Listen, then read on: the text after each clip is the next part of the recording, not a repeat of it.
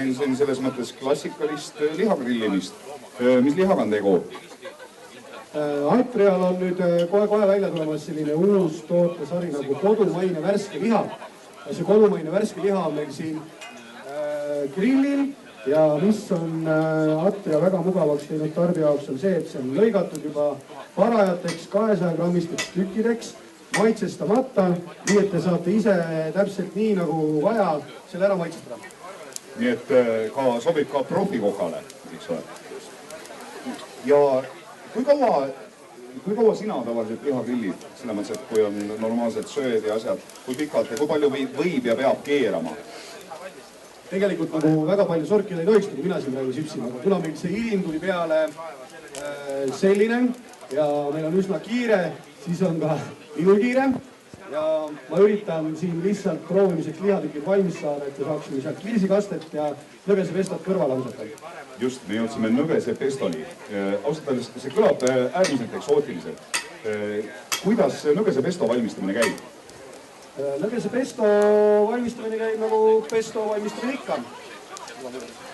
Et kõik need vajalikud ained, mis sinna sisse lähevad, oliivõli, siis on seal meil parmesani juustu, loomulikult nõgeseid, natukene näpuotsaga basiilikat ja siis on meil veel pähklid näpuotsaga ja vastavalt hooajale praegu panime ka natukene gressilehti sinna sisse.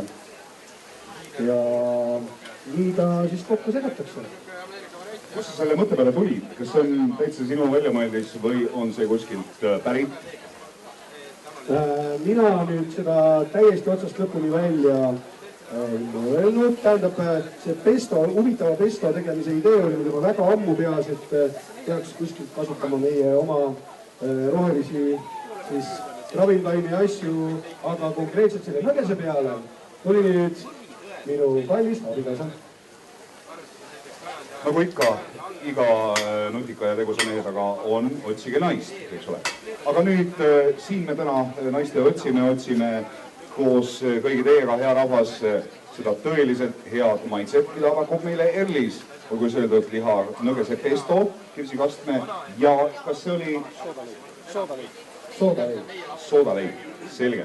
Nii siis liha mulle tundub on peaga valmis, et võid veksli välja anda, et kohe saab proovida. Just, aga mul on üks väikene palve ka, kõik, kes siin telgi all seisavad, kõigil on vokaalid käes, kõigil seal kaasa plaksutada. Aga mul oleks natukene abi vaja, et kõik, kes saavad jalgadega rütmi kaasa lüüa, proovige. Konsad naised. Nii, kaugemalt ka, proovige. Oot nii, sealt poolt ka, sealt telgelt ka. Kõik panevad üht rütmi, 1, 2, trampige kaasa. Mul on üks laul, mis on välja mõeldud Atria Eesti kodumaise värske liha uuele tootesarjale ja teie rütmisaatel ma laulaksin selle ette, aga kuna rütmi ei tule, siis see laul jääb vist ära. 1, 2, 1, 2, 1, 2, 1, 2, 1, 2, jätkake. Kui mandrimehel nälg on peas ja tõuseb teema viha, siis ainus mõte peas tal on, kus saab küll värsket liha. Kodumaise värske lihaga suure mõtted peast nüüd peleta, kodumaise lihaga peast suure mõtted peleta. Kui Lõuna-Eestis satud sa, siis aega jääb sul üle, siis liha koju tuua võid sa kas või oma süüles. Kodumaise värske lihaga muure mõtted peast nüüd püüsa, kodumaise lihaga peast muure mõtted peleta. Seal kasvanud Eesti siiga on ju seal Eesti siiga kasvanud on ju terve saarandi ja nüüd läks sassi. Aga väga hea, tähtsad, aplausest kanti.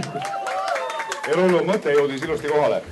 Nii siis, head sõbrad, Erlise liha, nõgese pesto ja kirsikastmega astuge ligi. Ning meil on jäänud mõne hetke pärast veel kohtuda loomulikult klassiku enda Rainiga.